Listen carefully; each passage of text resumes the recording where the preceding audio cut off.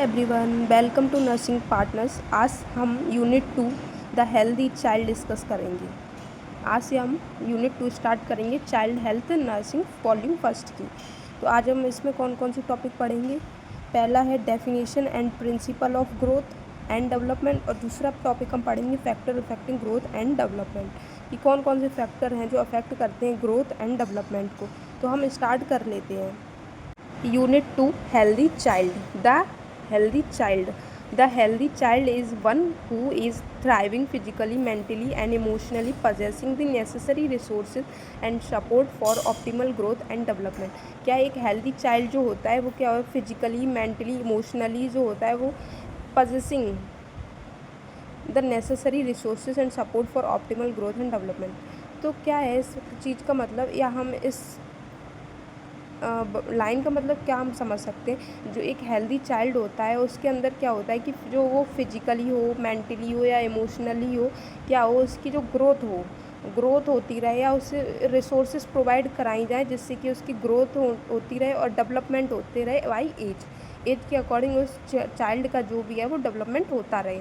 तो यही होता है कि फिज़िकली, सोशली, मेंटली और इमोशनली क्या हो, ग्रोथ एंड डेवलपमेंट होती रहे किसकी, चाइल्ड की। तो अब हम पढ़ते हैं definition of growth and development. तो पहले हम पढ़ेंगे ग्रोथ क्या है। ग्रोथ एक quantitative increase in body size, height, weight, head circumference, organ size due to cell hyperplasia और हाइपरट्रॉफी।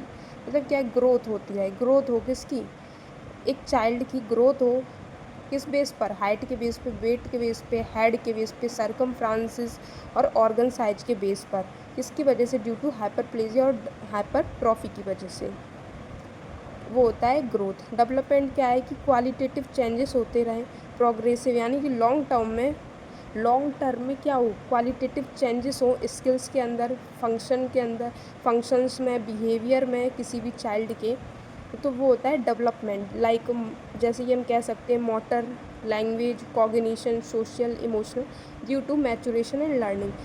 मतलब डेवलपमेंट क्या है कि एक लॉन्ग टर्म में चेंजेस होना किसी भी चाइल्ड की, उसकी चाइल्ड में उसके स्किल्स के, फंक्शंस के, बिहेवियर्स के, और वो एक लॉन्ग टर्म लर्निंग, यानी कि एक जब उसका डेवलपमेंट होता है तो क्या है, वो लर्निंग कर सके और एक उसमें मैच्योरिटी आ जाती है। ठीक है ना। जब हम सारी चीज़ें सीख जाते हैं तो फिर क्या होता है, एक मैच्योरेशन आ जाती है, मैच्योरिटी आ जाती है एक चाइल्ड के अंदर, और हम काफ़ी कुछ अपनी लाइफ में सीख जाते हैं। तो वो चीज़ यहाँ बताई गई कि डेवलपमेंट क्या है, एक प्रोग्रेसिव क्वालिटेटिव चेंजेस होना किसमें, स्किल्स, फंक्शन, बिहेवियर के अंदर, किसकी वजह से, लर्निंग और मैच्योरेशन की वजह से। तो अब मैच्योरेशन क्या है, biological unfolding of genetic potential. Maturation क्या होता है, एक बायोलॉजिकल अनफोल्डिंग जेनेटिक पोटेंशियल है। अब पढ़ते हैं हम principle of growth and development. तो पहले हम पढ़ लेते कौन कौन से प्रिंसिपल हैं जो ग्रोथ एंड डेवलपमेंट में के सिद्धांत होते हैं। ग्रोथ एंड डेवलपमेंट का सिद्धांत कौन कौन से हैं वो हम अब पढ़ लेते हैं। पहला है सिफेलोकॉर्डल, दूसरा है प्रॉक्सिमोडिस्टल, और क्या है, ग्रोथ एंड डेवलपमेंट जो है वो एक कंटिन्यू प्रोसेस है। ठीक है। और फिर क्या है, ग्रोथ एंड डेवलपमेंट जो है एक ऑर्डरली सिक्वेंशियल प्रोसेस है, influenced by environmental and genetic factor. Growth और डेवलपमेंट जो है वो एक इन्फ्लुएंस्ड होती है इन्वायरमेंट और जेनेटिक फैक्टर्स के द्वारा, और जो ग्रोथ एंड डेवलपमेंट है वो क्या करती है, एक हेल्थ को भी इन्फ्लुएंस करती है। अब हम क्या करते हैं कि अब हम इसको डिटेल में पढ़ लेते हैं, प्रिंसिपल्स जो हैं उनको हम डिटेल में पढ़ लेते हैं। तो फर्स्ट है सिफेलोकॉर्डल। तो सिफेलोकॉर्डल क्या है, देखो ये क्या होता है, हेड टू नेक, मतलब इसकी जो ग्रोथ है वो कैसे होती है, हेड टू फीट तक होती है। किस सीक्वेंस में, head to neck, neck to trunk, trunk to hips, hips to leg और लेग्स टू फीट। कहाँ तक होती है, हेड पहले हेड, फिर दूसरा neck, trunk, hip, lip, leg और फीट के द्वारा।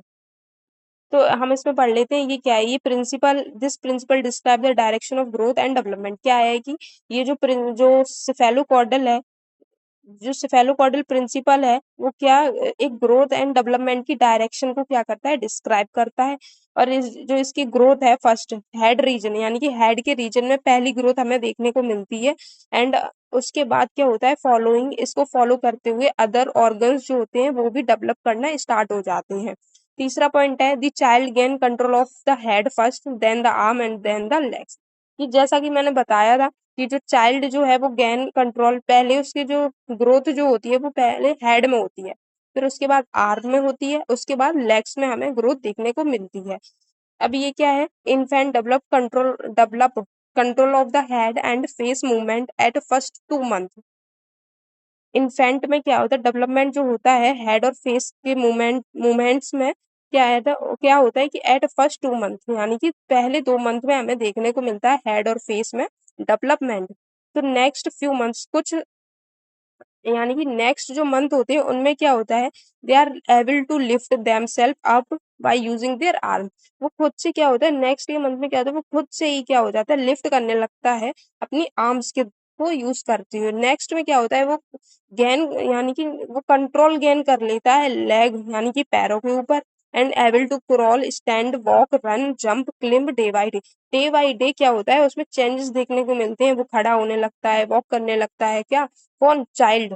चाइल्ड जो एक बच्चा होता है वो टाइम के अकॉर्डिंग क्या होता है, यानी कुछ मंथ्स बाद ही वो खुद पे ओवरऑल कंट्रोल देखने को उस पे पूरा खुद पे उसका कंट्रोल हो जाता है कि वो खुद से चलने लगता है, खुद से दौड़ जंप करने लगता है, रन करने लगता है, कूदने लगता है और खड़ा होने लगता है खुद से ही। तो ये चीज थी सेफेलोकॉर्डल। सेफेलोकॉर्डल क्या था कि हेड एक ग्रोथ होना या डेवलपमेंट होना किसी भी बच्चे में कहाँ तक, हेड फर्स्ट 2 मंथ में क्या था, हेड और फेस में ग्रोथ देखने को मिल रही थी। फिर उसके कुछ मंथ बाद क्या था कि आर्म और जो लेग्स थे उनमें डेवलपमेंट देखने को मिल रही थी। फिर उसके बाद क्या था, लास्ट के जो जो ओवरऑल उसकी जो बॉडी होती है वो उस पर वो कंट्रोल पा लेता है।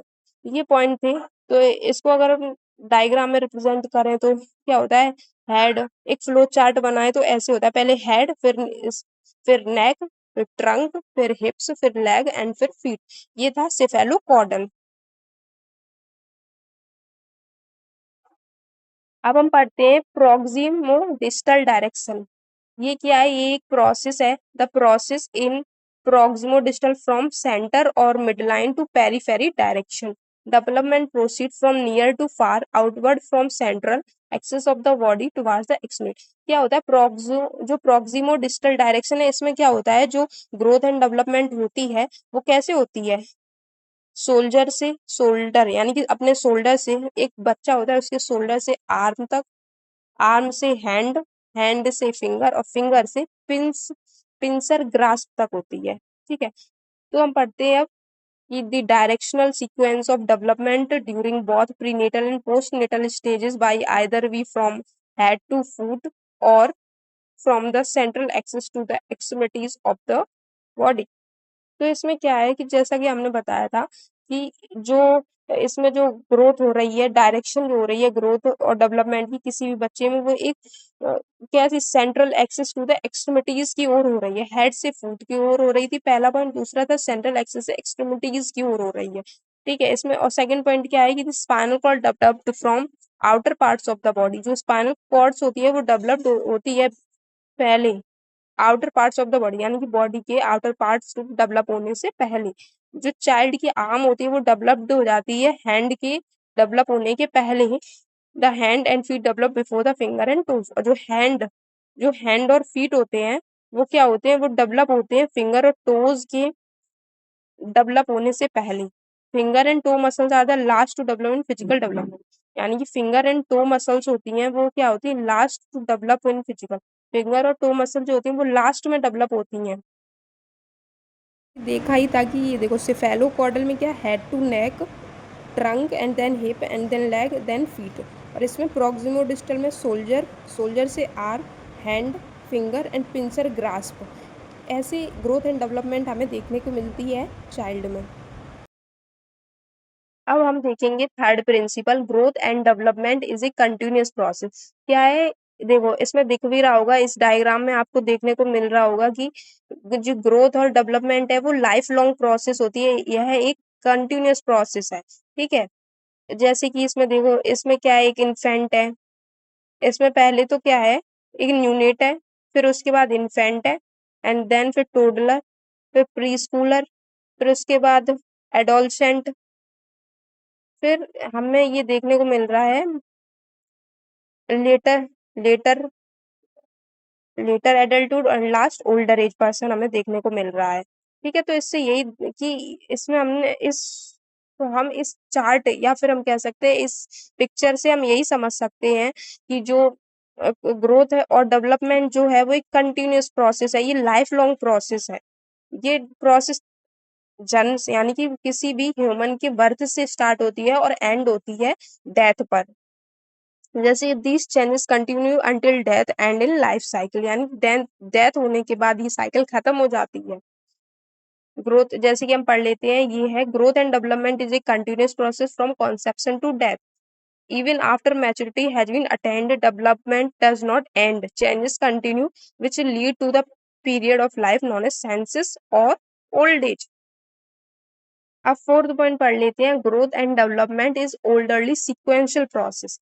ग्रोथ एंड डेवलपमेंट क्या एक सीक्वेंशियल प्रोसेस है, जैसे कि हम कह सकते हैं कि every species whether animal or human follow a pattern of development peculiar to it. This pattern is general is the same for all individual. ये क्या कहना चाह रहा है कि जो एवरी स्पीसीज है, जो हर एक स्पीसीज है, जो हर एक स्पीसीज है, कैसे एनिमल हो या ह्यूमन हो, वो एक पैटर्न को फॉलो करता है डेवलपमेंट के लिए।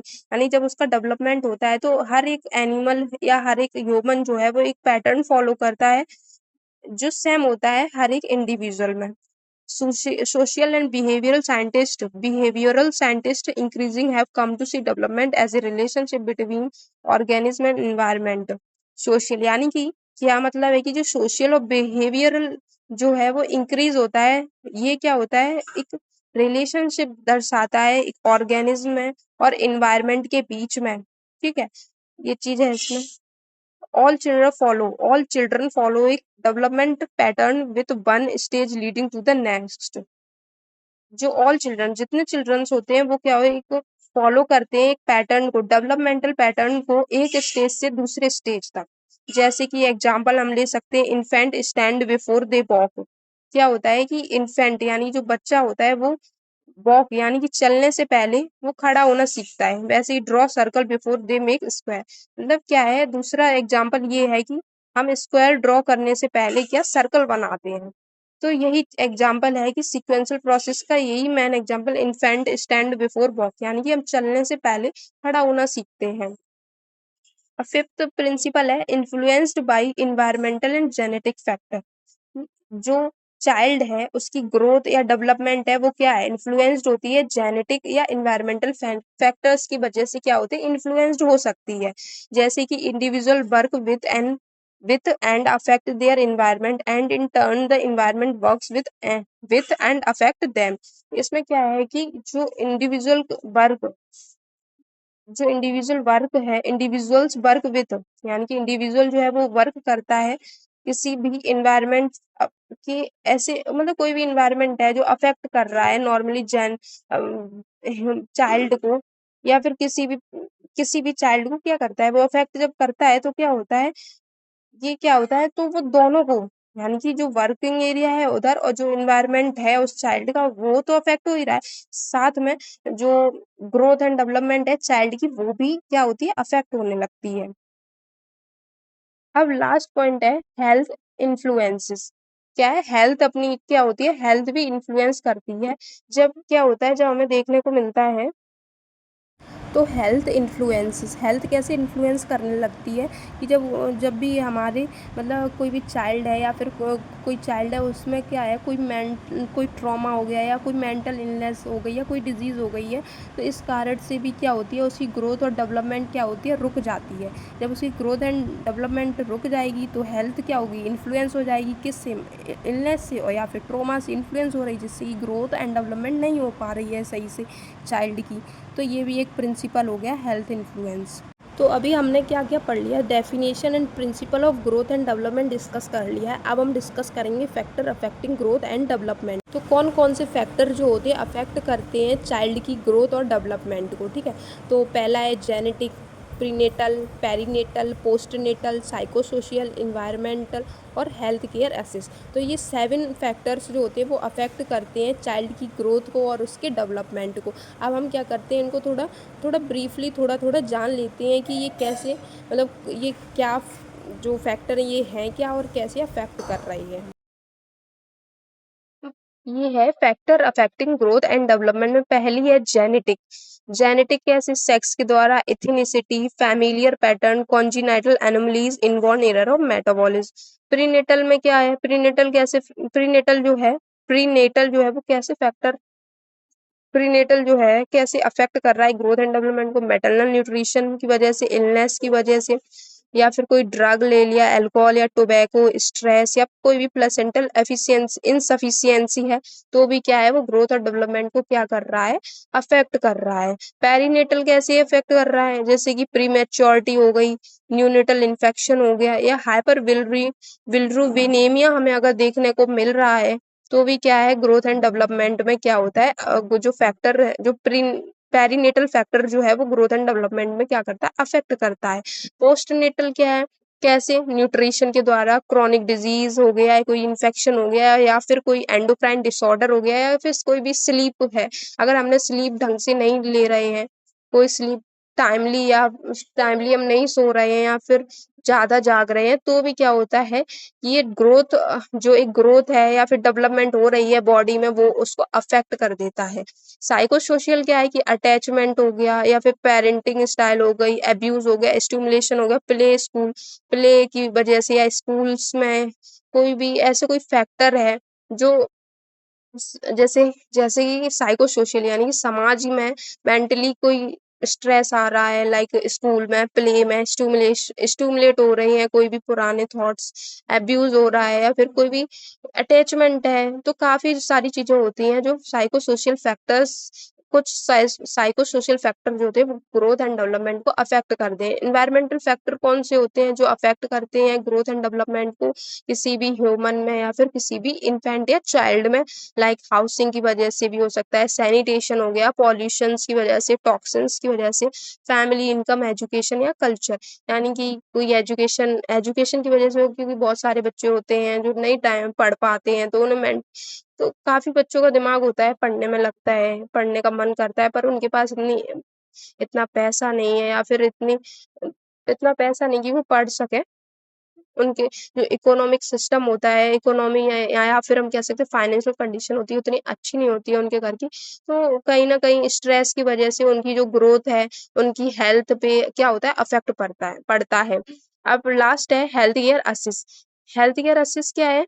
इसमें क्या होता है, deforming, vitamin supplementation, growth monitoring, यानी कौन-कौन से हेल्थ केयर असिस्ट में कौन-कौन से फैक्टर हैं जो अफ़ेक्ट कर देते हैं ग्रोथ एंड डेवलपमेंट को, जैसे कि इम्यूनाइज़ेशन हो गया, डिम वॉर्फिंग हो गया, वॉर्मिंग हो गया, ठीक है? विटामिन सप्लीमेंटेशन हो गया, ग्रोथ मॉनिटरिंग हो गया। ग्रोथ को मॉनिटर कर रहे हैं कंटिन्यू, ठीक है? तो फिर क्या होता है, ग्रोथ अगर हम कंटिन्यू मॉनिटर कर रहे हैं तो हमारी जो हेल्थ है वो अच्छी रहेगी, ठीक है? ग्रोथ अच्छी होती रहेगा, डेवलपमेंट अच्छा होता रहे, पर वही है, हम ग्रोथ हम ध्यान ही नहीं दे रहे हैं अपनी हेल्थ पर। विटामिन सप्लीमेंटेशन क्या है, विटामिन्स हमने ओवरलोड ले लिया या हमने सही से नहीं लिए विटामिन, तो भी क्या है हमारी अफ़ेक्ट कर सकती है हेल्थ। ग्रोथ एंड डेवलपमेंट क्या होती है, उसमें कमी आ सकती है। तो ये सारी चीज़ें हमें देखने को मिलती हैं। तो आज हमने क्या है, ये सारी चीज़ें 2 हमने टॉपिक बताए थे डिस्कस करने के लिए यूनिट 2 में, तो हमने यूनिट 2 में 2 टॉपिक खत्म कर लिए हैं। अब आगे का जो है वो हम नेक्स्ट वीडियो में डिस्कस करेंगे। Thank you all.